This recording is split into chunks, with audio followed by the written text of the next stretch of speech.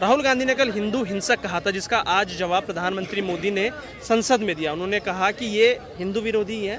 आतंकवाद, हिंदू आतंकवाद शब्द भी इन्हीं के अंदर से आए, इनके संस्कार दिखाते हैं, इनका आचरण दिखाते हैं। कैसे जो आज भाषण दिया उससे संतुष्ट नजर आ रहे हैं? सर, नरेंद्र मोदी जी ने जो आज लताड़ा है, इसे भाषण देना नहीं कहते, राहुल गांधी को जो लताड़ा है ना, मैं उससे संतुष्ट हूँ। या जो ये संविधान की प्रतियां दिखाए जा रहे थे, जो अनुराग ठाकुर जी ने जब इनसे एक शब्द पूछा कि संविधान के टोटल कितने पन्ने हैं और इनसे जवाब नहीं दिया गया, उड़ता तीर लेने वाला डायलॉग, इनसे मैं बहुत संतुष्ट हूँ। और न सिर्फ अनुराग ठाकुर जी नहीं, हमारे झारखंड से भी एक सांसद आते हैं, संजय पांडे या ऐसी कुछ नाम है उनका, उन्होंने भी जिस तरीके से इनसे प्रश्न किए और जिस तरीके से इनको जवाब दिया ना, वो बहुत ही एक सनातनी ही दे सकता था ऐसे जवाब। और राहुल गांधी का जो ये बयान था, वो सीधे सीधे, मैंने कल भी बोला था, आज भी बोल रहा हूँ, राहुल गांधी हो या तमाम विपक्षी पार्टी हो, इन लोगों को शुरू से हिंदुत्व और हिंदी से समस्या रही है। हिंदी, हिंदुत्व और हिंदू, इनसे इन्हें हमेशा समस्या रही है। समस्या का कारण सबका अपना अपना हो सकता है। जैसे कि हिंदुत्व से अगर समस्या नहीं होती तो हमारे त्रिभुवन के स्वामी प्रभु श्री राम के मंदिर के खिलाफ कि मंदिर ना बने, ये वही कांग्रेस है जिसने 25 वकील खड़े थे। हमारे देश के अंदर में 2014 में राहुल गांधी एक बयान देते हैं कि हिंदू जब मंदिर जाता है तो लड़की छेड़ने जाता है। इन्हीं की यूपीए की सरकार में गृह मंत्री होते हुए, यूपीए की सरकार में कांग्रेस का नेता गृह मंत्री होते हुए सुशील कुमार शिंदे हिंदू आतंकवाद बोल देता है। कभी ये लोग भगवा गुंडे बोलते हैं। तो इनकी ये मानसिकता है, कुंठित मानसिकता है, जो ये हिंदुओं के खिलाफ इस्तेमाल करते हैं। और उसी के तहत कल राहुल गांधी ने बिल्कुल स्पष्ट शब्दों में कहा, जो लोग अपने आप को हिंदू कहते हैं वो हिंसक होते हैं। और बाद में जब उसका विरोध हुआ तो उसने डाइवर्ट करने की कोशिश करी। बात हो रही है, पूरी जो कांग्रेस पार्टी है, जो रायता फैलाया राहुल गांधी ने, इसको समेटने में लगी हुई है। पूरी एक लॉबी तैयार है। वो कह रहे हैं कि इस बयान को दोबारा मिसकोट किया जा रहा है। उस पर आपका जवाब? और कांग्रेस पार्टी कल एक तस्वीर ट्वीट करती है, उसमें लिखती है एक अकेला सब पे भारी पड़ रहा है। जो मोदी जी ने बोला था एक अकेला सब पे भारी पड़ रहा है, कांग्रेस पार्टी बोल रही है एक अकेला सब पे भारी पड़ रहा है। क्योंकि उनका जब वक्तव्य चल रहा था, जब वो बोल रहे थे, तो मोदी जी ने भी बीच में बोला, राजनाथ सिंह जी ने बोला, अमित शाह ने बोला, तो उन पे ये अपनी उपलब्धि समझ रहे हैं कि उन्होंने मोदी जी को 10 साल बाद बीच में बोलने के लिए मजबूर कर दिया है। अब वो डर गए हैं, इसलिए एक अकेला सब पे भारी पड़ रहा है। क्या लगता है, भारी पड़ रहे हैं राहुल गांधी? मैं इसका जवाब ऐसे दूंगा सर। अभी यहाँ पर 5 मिनट पहले एक वाकया हुआ, 5 मिनट पहले एक वाकया हुआ। एक पागल यहाँ पर डोल रहा था हाथ में ईंट लेके, और सब पे भारी हो रहा था ना, वो सब पे भारी हो रहा था। जैसे ही उसके 2 थप्पड़ पड़े, वो नजर तो नहीं आ रहा यहाँ पर, सिर्फ 2 थप्पड़ पड़े और उसका भारीपना खत्म हो गया। तो राहुल गांधी भी कल उस पागल होकर, मैं बिल्कुल मर्यादा में रहकर बोल रहा हूँ, राहुल गांधी पागल होकर संसद में हिंदुत्व को हिंसक बता रहा था। इसलिए उसको जो अनुराग ठाकुर, नरेंद्र मोदी, अमित शाह जी, संबित पात्रा जी, बांसुरी स्वराज जी, संजय पांडे जी ने जो संसद के अंदर में जवाब रूपी थप्पड़ मारा है ना, उससे उसकी औकात समझ में आ गई होगी। और आज पूरा देश कह रहा है, नरेंद्र मोदी जी ने भी सदन में कहा कि तुमसे नहीं हो पाएगा। एक बच्चा बुद्धि, 54 साल का एक व्यक्ति अगर ये नहीं सोच पा रहा है कि उसे क्या करना है, नेता प्रतिपक्ष होकर उसे ये नहीं पता कि देश में बात कैसे करनी है, बोलना कैसे है, 110 करोड़ हिंदुओं की भावनाओं को एक बार नहीं, 2 बार नहीं, बल्कि बार बार जानबूझकर आहत करता है, वो किसी पे भारी हो सकता है क्या? राहुल गांधी को तो मैं इतना चैलेंज करता हूँ, खुली डिबेट, बिना किसी से कुछ लिखवाए पढ़वाए आकर मेरे से कर ले, जहाँ पर भी उसका दिल करे। जगह उसकी, टाइम उसका, बहस में टॉपिक भी उसका भारत से रिलेटेड होना चाहिए बस। और वो मेरे से बहस करके अगर मुझे हरा दे तो मैं मान जाऊँ वो भारी होगा किसी पे। जैसा आपने कहा, वैसे मोदी जी ने भी आज कहा कि ये लोग अपनी उपलब्धि समझते हैं। 99 सीटें लाए, लेकिन 100 में से नहीं, 543 में से। तो वही बात है कि ये अपनी इतनी बड़ी उपलब्धि क्यों मान रहे हैं? प्रधानमंत्री ने क्रम वाइज हर एक सवाल का जवाब दिया, मैं उस पर भी आऊँगा, लेकिन उस पर आपकी छोटी सी प्रतिक्रिया कि 99 सीट लाए 543 में से, और आज घमंड में घूम रहे हो, घमंडी बच्चा घूम रहा है, मोदी जी ने कहा। सर वो घमंड इसलिए है ना, मैं बताऊँ, सोने की चम्मच लेकर एक शहजादा पैदा हुआ, जिसका नाना आजाद हिंदुस्तान का पहला प्रधानमंत्री उसका नाना बन गया। फिर किसी तरीके से जब नाना गए, कुछ दिन के लिए हमारे लाल बहादुर शास्त्री हुए, उनकी किस तरीके से मृत्यु हुई देश आज तक नहीं जान पाया।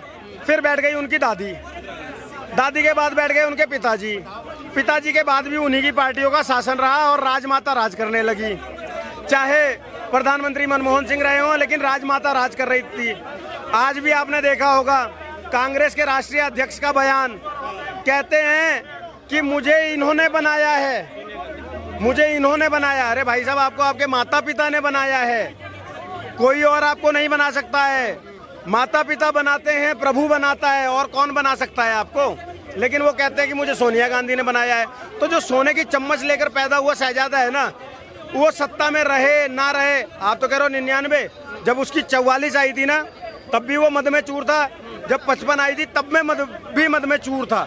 तो अब तो 99 आ गई हैं, तो थोड़ा सा वो घमंड है, लेकिन कुछ ज्यादा दिन रहेगा नहीं। अच्छा, मोदी जी ने कहा बालक बुद्धि, वो शब्दों का इस्तेमाल किया। एक बालक बुद्धि है, वो छोटा बच्चा जिसको खुश करने के लिए पूरी कांग्रेस का इकोसिस्टम लगा हुआ है। मोदी जी ने कहा कि वो झूठ बोलते हैं आरक्षण को लेके, संविधान को लेके, क्रम वाइज बात की, अग्निवीर पे लगातार बात की, नारी शक्ति की बात की। नारी शक्ति को लेकर उन्होंने बोला कि ये जो महिला शक्ति की बात करते हैं, तो बंगाल में कितनी महिला शक्ति की पूजा कर रहे हैं। तो क्रम वाइज तरीके से जो जवाब दिया है, क्या कांग्रेस पार्टी के मुंह पे करारा तमाशा पड़ा है आज? सर, आज पीएम साहब की हर एक बात तर्क संगत थी, तथ्यात्मक थी और करारा जवाब थी उन विपक्षियों को जिनके पास ना तो तर्क है, ना मुद्दा है, ना विवेक है और ना वाणी पे संयम है।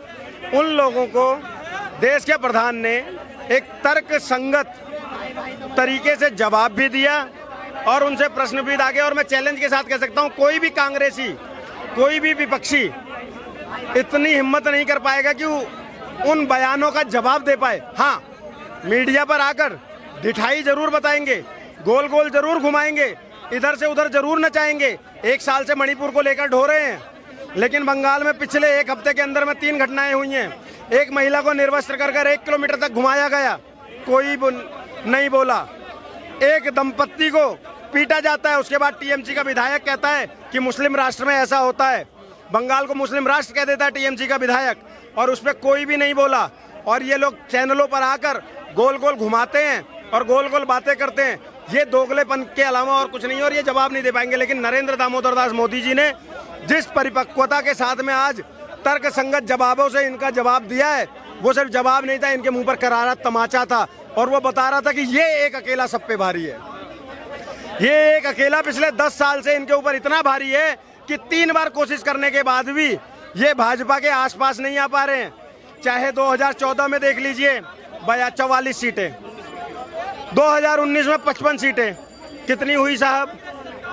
उसके बाद में अब 99 सीटें। अभी भी तुम 2 बार की वो लगा कर भी नहीं कर पा रहे हो। और एक तरफ वो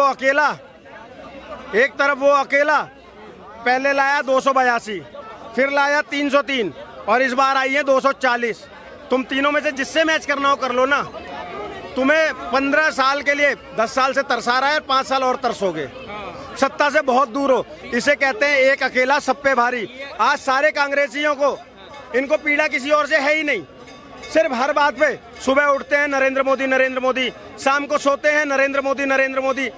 अगर इतना जाप जितना ये विपक्षी नरेंद्र मोदी का करते हैं ना, मैं कहता हूँ राम राम भज लें, शायद इनका बेड़ा पार हो जाए, शायद जीवन में कुछ बन जाए। शिव शिव भज लें, श्री कृष्ण भज लें, तो इनका शायद उद्धार हो जाए। तो इसमें अब ये कहना गलत नहीं होगा कि एक अकेला राहुल गांधी पिछले 15 साल से कांग्रेस पार्टी को सत्ता से बाहर रखने के लिए भारी पड़ रहा है। हाँ, ये बात आपने बिल्कुल सही।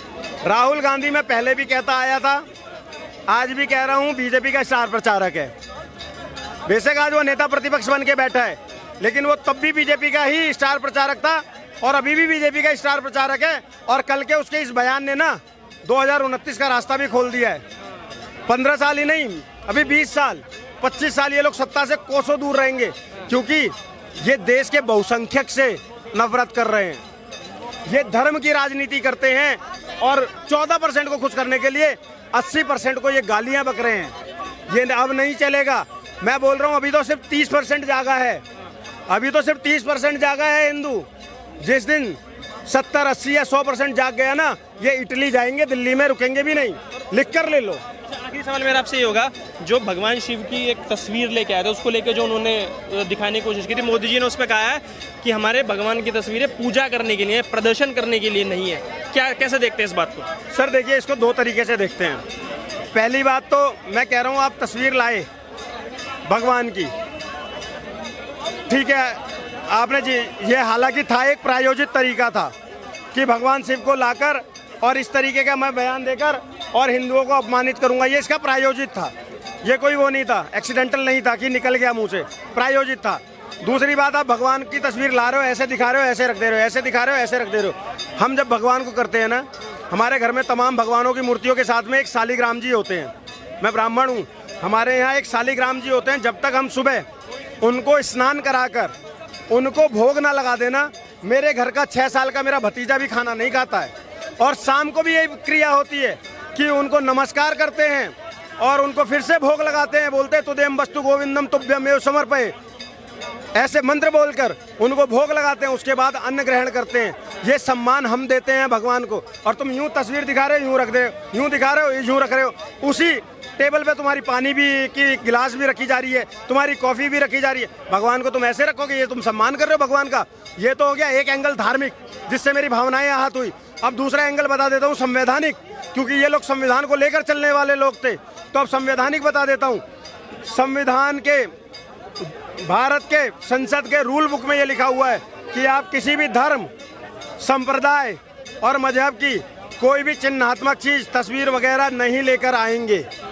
और ये लेकर गए तो इन्होंने उसका भी उल्लंघन किया। संसद में जो नियम लागू हैं उसका भी उल्लंघन किया, और एक बार नहीं, कम से कम 26 बार कल ये उल्लंघन किया है। नानक देव जी गुरुजी, उनको भी तस्वीर ऐसे दिखाकर ऐसे रख रहा है, ऐसे रख रहा है, ऐसे रख रहा है। आप क्या करना चाह रहे हो यार? और आप क्या कहना चाह रहे हो? हर चीज में कांग्रेस की अभय मुद्रा है। अरे ये वही कांग्रेस है ना, मैं बचपन में सुना था एक बार, मतलब हमारे ताऊ जी बताते थे कि एक नारा लगा था इस देश में, ये हाथ नहीं हथौड़ा है जिसने देश को तोड़ा है। तुम उस हथौड़े को आज अभय मुद्रा बताने लगे। ये और ये तर्कसंगत है कि ये हाथ नहीं हथौड़ा है जिसने देश को तोड़ा है। पूछिए क्यों? इनके नाना परनाना को सत्ता के लिए, सिर्फ सत्ता की भूख इतनी थी कि सरदार पटेल जी को देश का प्रधानमंत्री नहीं बनने दिया गया, और वो प्रधानमंत्री पद पाने के लालसा में बंटवारे के लिए तैयार हो गए और पाकिस्तान बन गया। एक बार टूटा। उसके बाद सन 71 में जब 90,000 पाकिस्तानी सैनिक घुटनों पर बैठे हुए थे हमारी भारतीय सेना के पास सामने, और हम उस पावर में थे कि हम उस हिस्से को अपने हिंदुस्तान में मिला लेते, इनकी दादी ने फिर मेरे देश को तोड़ा। पाकिस्तान को तो तोड़ा ही तोड़ा, लेकिन उसको देश में मिला सकते थे ना। फिर इन्होंने एक नया देश बनाया, बांग्लादेश। तो ये हाथ नहीं हथौड़ा है, इसी ने देश को तोड़ा है, इसी ने मेरे देश को बांटा है। तो ऐसे लोग कब संविधान का सम्मान करेंगे, कब मेरे प्रभु श्री राम का सम्मान करेंगे? 25-25 वकील लगाने वाले, राम के अस्तित्व पे सवाल उठाने वाले दोगलों से हमें हिंदुत्व पे ज्ञान नहीं चाहिए।